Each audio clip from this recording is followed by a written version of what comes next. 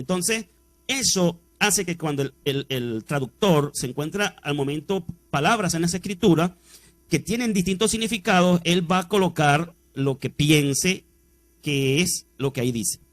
Entonces así es como interviene el factor humano nuevamente ahora en el momento de traducir, que también es muy importante decir que no es lo mismo la inspiración divina al momento de escribir el autor sagrado a cuando el traductor pasa de la lengua hebrea, que es básicamente la lengua de la mayoría de las escrituras.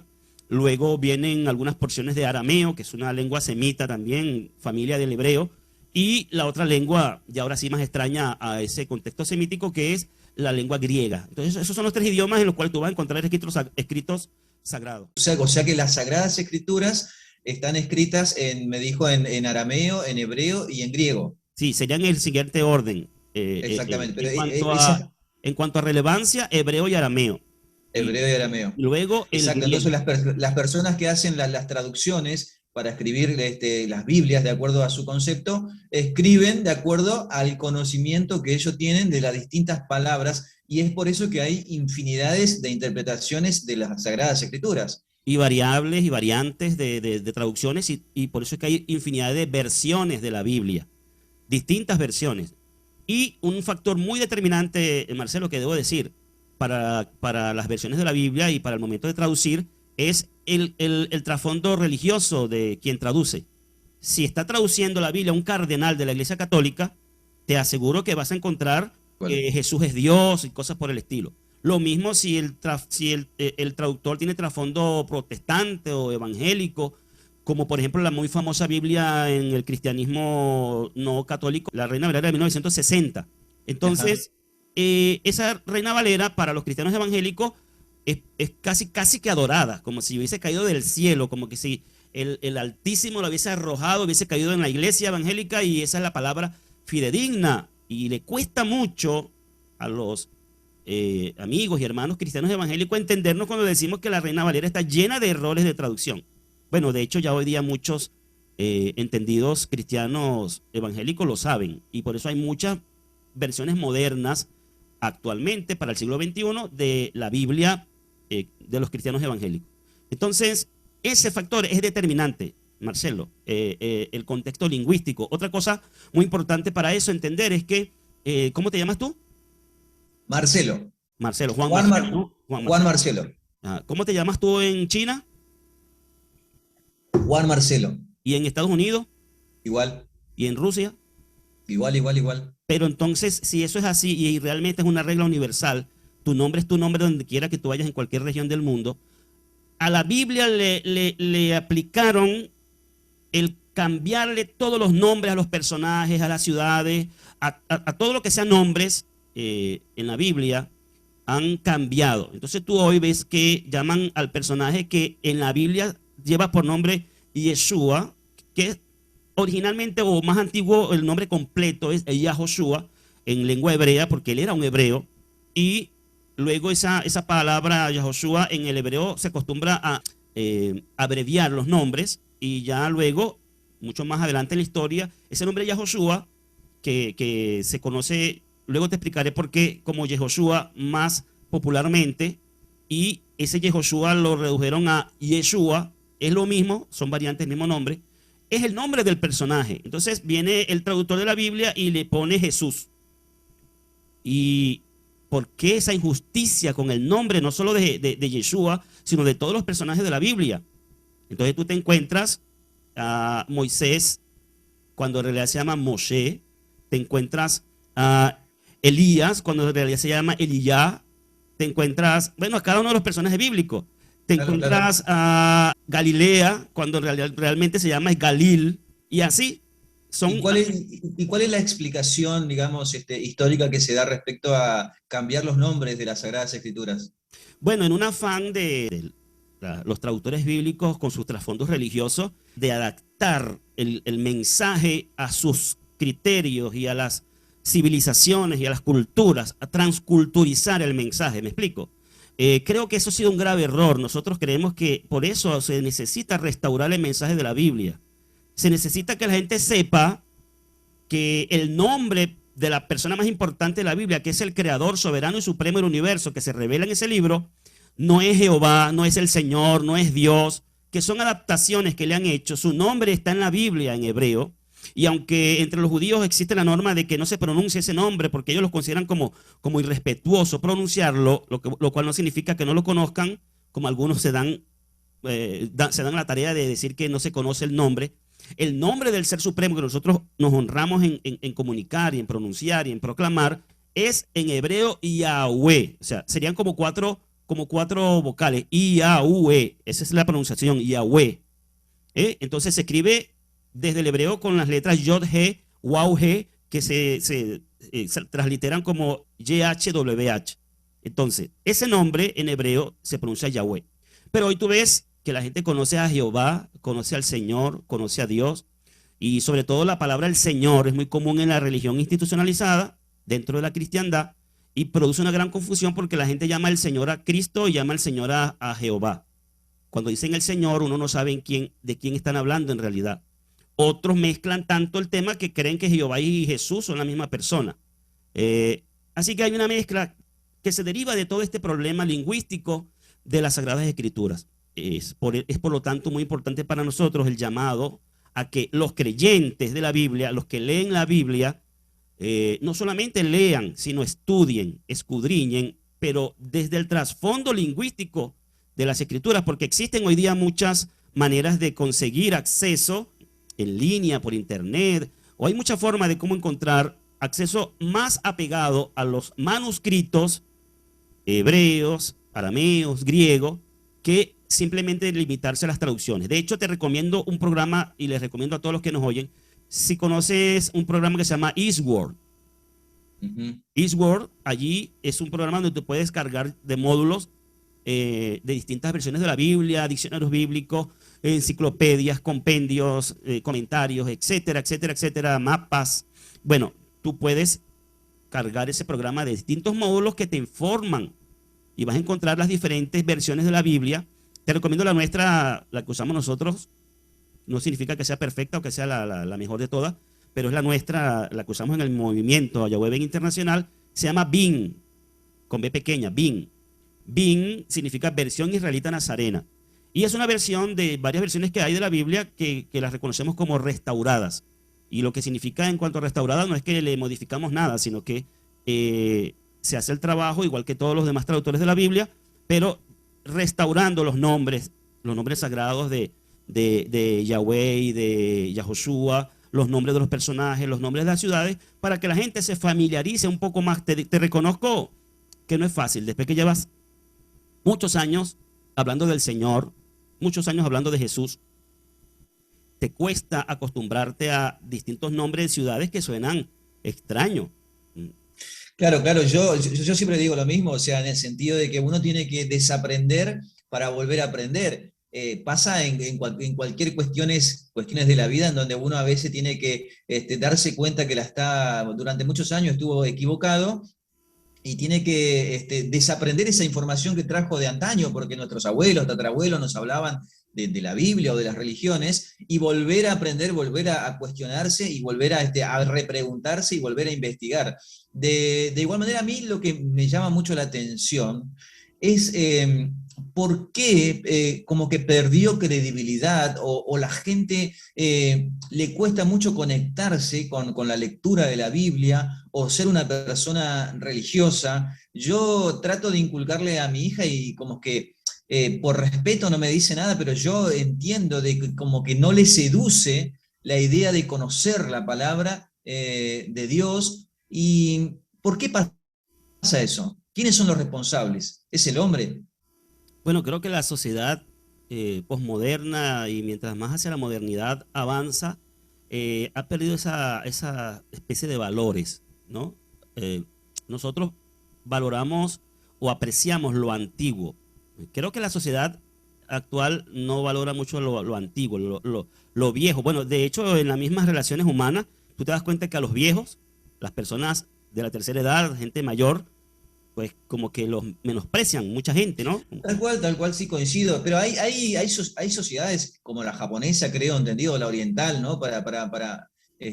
ponerlo todo en un contexto, que respetan a la gente mayor por su nivel de sabiduría y demás, pero normalmente los occidentales, nosotros estamos con lo que brilla, con lo que es bonito, con las selfies que te hacen 10 años menos, o sea, con lo nuevo, Y digamos, como así que lo es. viejo, pero ¿quién es responsable de eso? ¿Es el mercado? ¿Es el, no sé? La verdad que me Yo gustaría diría, saber por qué pasó en resumen, yo diría eso. que el sistema basado básicamente en las ideologías como el capitalismo, el Ujú. mercantilismo y todo eso, el mercado que tú decías, ha producido una condición de seres humanos sin valores y que se van perdiendo los valores. Bueno, si tú lees la Biblia, por ejemplo, en los escritos de Pablo, vas a encontrarte el carácter de los hombres de los últimos tiempos, amadores de sí mismos, aborrecedores de lo bueno, blasfemadores de las cosas espirituales y materialistas. Todo ese tipo de cosas ya estaba anunciado en las escrituras que sería el carácter de los hombres de este tiempo. Pues bien, eso para nosotros tiene valor, lo antiguo, porque lo antiguo es lo original. Lo nuevo es ya lo que ha ido perdiendo su esencia.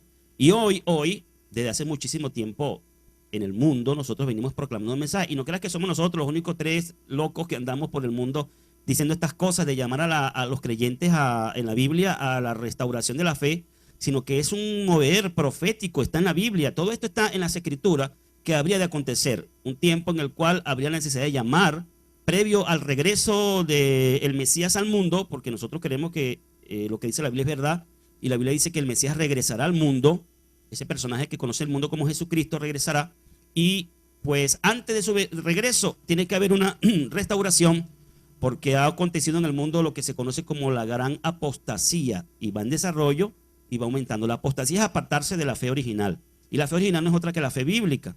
Yo invito a los amigos que nos escuchan a que vean nuestras ediciones anteriores donde estamos hablando de raíces hebreas y hace poco hablábamos acerca de Abraham, que luego fue llamado Abraham, y esas raíces donde están para llevarnos hasta la persona de el que conocemos como Jesús popularmente, ¿no? La persona de Cristo. Entonces, bueno, nosotros en nuestra manera de comunicarnos entre nosotros, en el movimiento Yahweh Internacional, utilizamos son las palabras, un código de comunicación restaurado. Y para eso, pues te hago reflexionar o invito a reflexionar sobre palabras como Dios. Dios, ¿de dónde viene la palabra Dios? ¿Sabemos el significado de esa palabra? Cuando nosotros decimos Dios, ¿a qué nos referimos? Ujú. O sea, de acuerdo a lo que me acabas de enseñar, que el hombre a través de su traducción puso el nombre de Dios, el nombre de Jesús, a Jesús, o como usted lo llame, también creo que debe ser algo que quieren transmitir como que es un ente superior, creador del cielo y de la tierra y creador de todo el mundo, y que es inalcanzable terrenalmente, sino espiritualmente. Pero estimo que también fue creado por el hombre. Sí, y sobre todo quiero hacer saber que Dios no es un nombre personal. Dios es un título. Es como que yo diga rey.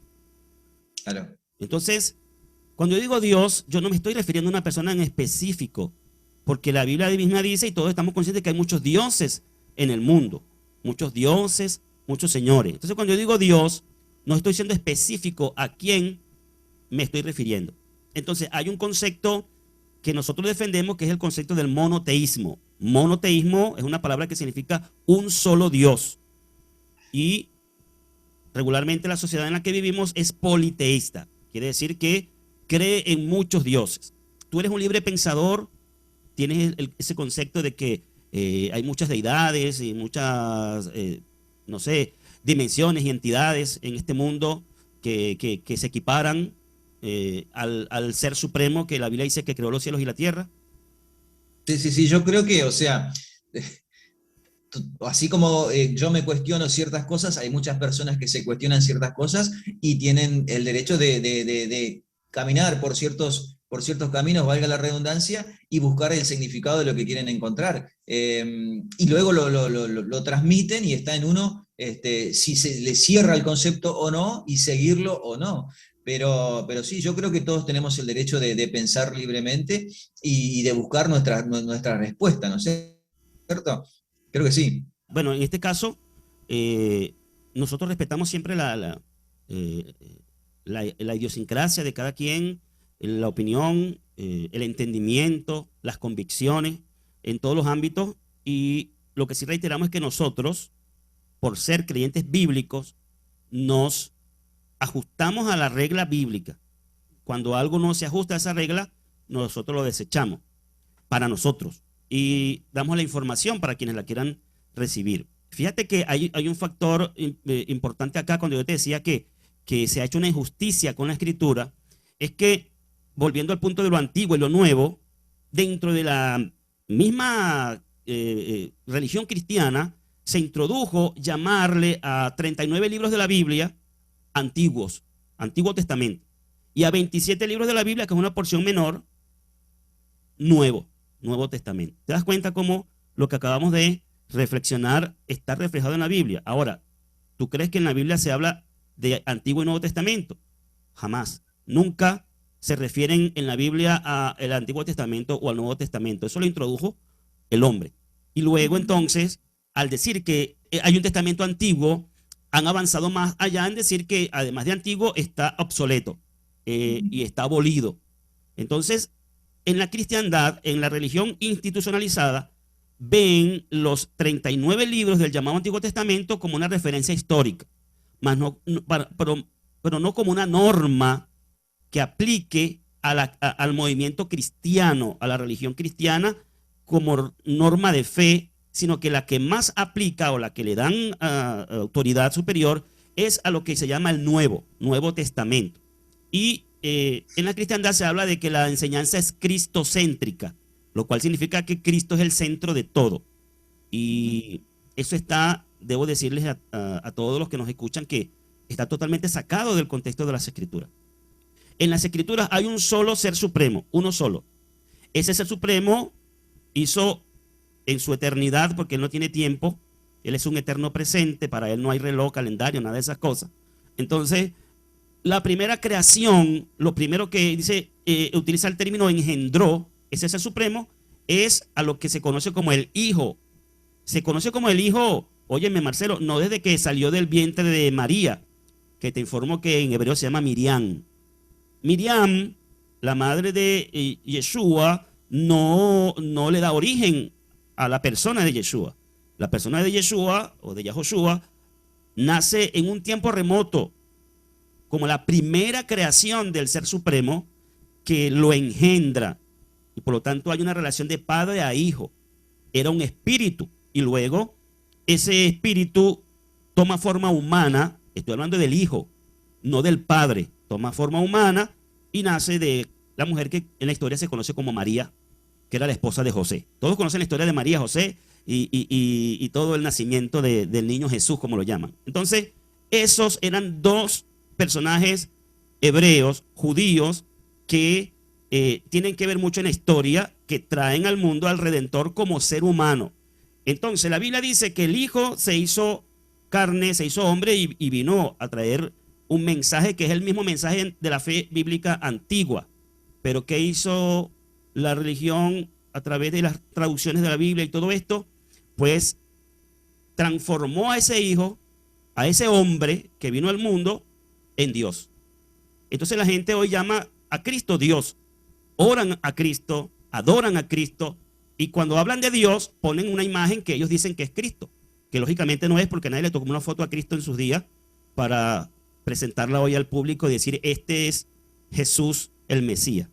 Entonces han fabricado, Marcelo, y a mí me parece esto alarmante, han fabricado un Dios griego, grecorromano, y han deformado la imagen del rabino, de los rabinos judíos de pura cepa, que hablaba hebreo, que nunca visitó una iglesia católica ni evangélica porque no existían, que la Biblia dice que iba a la sinagoga y enseñaba la Torá, la ley, los profetas, a Moisés, los demás escritos que son los salmos y otros, como Proverbios, Eclesiastés, ese tipo de libros. Entonces, eso hace muy necesario decirle esto a la gente. Ese personaje histórico que llaman Jesucristo no está en la Biblia. Eso está en la iglesia. Una cosa es la enseñanza bíblica y otra cosa es la enseñanza eclesiástica. Y eso es lo que mucha gente no comprende. La iglesia como institución religiosa estableció una enseñanza que ellos llaman dogma y ha transmitido al mundo una imagen errónea de una persona que no es Dios en la Biblia, es un hombre. Y es importante que sepa, Marcelo, que la Biblia dice que Dios no es hombre para que mienta. Dios no es hombre. Y yo te pregunto a ti, Jesús, el personaje, ¿es hombre o no? Es hombre. Jesús, el personaje, ¿es Dios o no? ¿Qué dice la gente? Sí, no, lo que dice la gente, o sea, la gente dice que es Dios, de acuerdo a lo que usted me acaba de decir, la gente piensa que es Dios, pero en cierta manera no es la manifestación, si es hijo de Dios, no es la manifestación directa de Dios y por eso tal vez la gente lo denomina Dios. Como te digo, Dios no es un nombre personal, es un título. Claro. Hay una cosa que se deriva de esa palabra en cuanto a la naturaleza de los seres, y los seres celestiales se denominan como seres divinos. Su naturaleza es la naturaleza divina. Los seres humanos tenemos naturaleza humana. Entonces, la teología cristiana, la iglesia, la enseñanza de la iglesia nos introdujo un concepto extraño a las escrituras hebreas que es Dios hombre, o sea, un ser divino y humano. La Biblia dice, Dios es espíritu. Eso significa, en otras palabras, que Dios es divino. Es el divino por excelencia, el que formó todo. De hecho, su nombre personal, Yahweh, eso es lo que significa, el que causa ser. Es una palabra que viene de los tres tiempos del término ser. Entonces, Yahweh significa el que causa ser. Él es el origen de todo. Por eso es que Yahoshua y el pueblo hebreo lo llamaban Padre. Y lo conocemos como el Padre. Entonces, el Padre es Dios. Ese es el ser supremo. No hay otro como Él, ni antes ni después de Él. El Hijo es derivado del Padre, pero no es Dios. Tiene naturaleza divina, pero no es Yahweh. Es una persona distinta, aparte, subordinada, creada por el Padre. Entonces, eso es importante. Yo sé que es nadar contra la corriente. Te dije empezando esta edición que el mundo va dejándose llevar por la corriente de la tradición. Y nosotros vamos nadando contra la corriente. Y tú sabes lo difícil que es nadar en un río contra corriente, ¿verdad? Se avanza poco, se avanza poco. Y avanzamos poco en tratar de hacerles entender esto a quienes nos escuchan, que están formados con el concepto de la tradición de la institución religiosa y no pueden comprender, porque para ellos es extraño lo que estoy diciendo. Y no están enterados de que extraño es para nosotros y para los autores bíblicos y Jesús y sus discípulos lo que hoy se dice acerca de él. Tú nunca vas a encontrar en la Biblia, Marcelo, una sola palabra donde Jesús haya dicho yo soy Dios. Que lo entienden, si van a encontrar versículos donde los que lo leen creen que él está diciendo eso. Por ejemplo, cuando él dice, mi padre y yo uno somos. Entonces, ahí no está diciendo yo soy Dios. Pero el lector que ya ha sido formado con el tema de que Jesús es Dios, entiende que él está diciendo ahí que él y el Padre son la misma persona y por lo tanto los dos son Dios. Pues eso es simplemente un error de interpretación del texto sagrado. Yo te pregunto, ¿don Juan es Marcelo? Para nada. Para nada, no, en absoluto. Podríamos dar a ti, vamos a llamarte padre, padre de familia. ¿Don Juan es padre? No. Padre significa en esta comparación la palabra Dios. Don Juan se deriva de Marcelo, pero él no es padre. Tal cual. No es padre, ni siquiera es Marcelo. No. ¿Tiene la genética de Marcelo? Sí. ¿Tiene su naturaleza? Sí. ¿Tiene grandes rasgos de Marcelo? Sí. ¿Pero es Marcelo? No. Es difícil comprender eso, hermano. Es natural, así es el modelo que le dio el creador a la humanidad. Papá es papá y el hijo es el hijo. No pueden confundir o mezclar una cosa con la otra. Eso es irracional. ¿A ti te parece racional que te digan que hay un ser que son tres personas en un mismo ser? Claro. Existe lógica en decir, Dios es Padre, Hijo y Espíritu Santo. Hay tres personas que son un solo ser. Tal cual. ¿Tú puedes aceptar eso hablando con honestidad y con sinceridad de forma lógica? ¿Le encuentras sentido a esa expresión? Tres en uno. Un solo Dios en tres personas. Tal cual. Creo que no, que tiene que tener lógica. Ahora, ¿por qué es tan importante entender lo que usted me acaba de decir? ¿Por qué usted cree que esa tergiversación que se hizo o que se hace a través de la historia de la humanidad, es importante volver a restaurar. Porque la Biblia, más que un libro de referencia histórica, es un libro profético. Un libro que es una historia que comienza y se desarrolla hacia la consumación de los tiempos. Y en esa historia que avanza, hay anuncios de cosas que acontecerán, cosas que han acontecido, cosas que están aconteciendo y cosas que acontecerán, que tienen que ver con el reparar el daño, que es lo que llamamos restaurar. Reparar el daño para que la humanidad pueda alcanzar el mensaje central de la Biblia, que es la salvación. Porque son muchas cosas importantes. Entonces, para la humanidad, Marcelo, yo no sé si a ti te resulta importante el tema de salvación o te parece como un tema así, más que todo de matices religiosos, que no, como fantasía. ¿Te suena como fantasía el tema de salvación o si crees en eso, lo que es la salvación? Desconozco y nunca me lo he planteado, pero respeto a las personas que piensan sobre la salvación. ¿Has escuchado dentro de la religión institucionalizada hablar de la salvación? No soy muy asiduo, pero no escuché ¿Nunca has hablar de la pasado por una salvación. plaza, una avenida, una esquina donde Sí, haya sí, un sí, sí, predicador, escuché. predicador Sí, gritando sí, acerca de sí, la sí, sí. salvación? Eso sí, sí, sí, pasa en todo el mundo, pasa en todo el mundo. Y qué es lo que te han transmitido? En síntesis, ¿qué idea es para ti esa salvación de la que ellos hablan? La verdad que mira, yo por eso te digo, hay tantos lineamientos, tantas religiones, que yo cuando paso por esos lugares, nunca me quedo, eludo. O sea, nunca le has prestado atención a lo que No, dicen. no, no, no, no, no. Inclusive hay programas de televisión que son grandes realmente, que hay mucho dinero por detrás, en donde hay manifestaciones de salvaciones y demás, pero nunca le he prestado mucha atención, no le di cabida, como decimos los argentinos. Este, eso Sí, tengo para decir. eso está interesante. Ahora fíjate una cosa. Eso me da pie para decirte algo, que es más efectivo conversar así como tú y yo estamos conversando hoy, un diálogo interactivo, que pararse en una plaza y gritar a los cuatro vientos. O, no sé, hacer un evento masivo con miles de personas y gritar a los vientos un mensaje que ellos no te pueden responder, que ellos no pueden razonar contigo. Tú solo estás vociferando. Y es lo que Tal cual. se acostumbra en la religión institucionalizada evangélica. Eso es lo que básicamente, y esto no lo digo para malponer o hablar mal de los evangélicos, solo estoy haciendo la referencia de la realidad. Eso es lo que se acostumbra.